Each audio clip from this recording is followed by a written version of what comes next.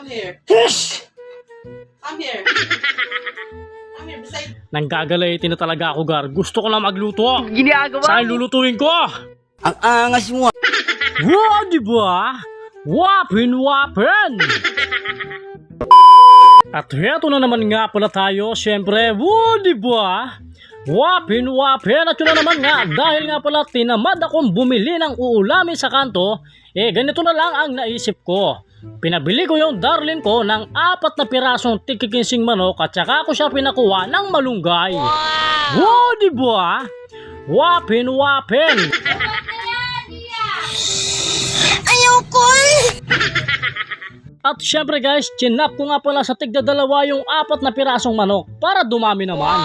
Wow, di ba? Wapin! At pagkatapos nga nun, pinrepare ko na rin yung sibuyas, bawang at saka yung paminta na gagamitin ko para sa lulutuin kong sabaw. Wow, di ba? Wapin! At ito nga rin pala yung ating pamintang wasak. Yan. What? Wow naman!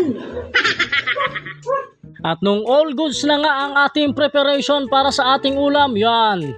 Papakuluan na natin yan, syempre. Wow, di ba? Wapin! At saka ko na nga rin pala ipiprepare yung malunggay. Yan, kita nyo naman. At nung natapos ko na nga rin palang i-prepare yung malunggay, nag-take ako ng Nesty. Yan. Palong-palo na naman tayo dyan, Gar. Habang iniintay yung niluluto, syempre. Wow, di ba? Wapin! At saka ka pa namulutan ng bituka. Yan. Mapait nga lang yung bituka, parang yung pag-ibig mo lang. Napakapait. Oh, di ba? Wapin!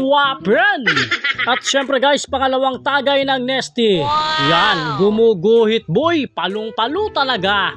Oh, di ba? Wapin! At saka ako i-check yung niluluto ko. Yan, hindi pa siya kumukulo, kaya tatakpan ulit natin yan. At syempre, heto na nga pala ang pangatlong take ng Nesty. Wow, di ba? Wapin! Talaga nga naman palong-palo.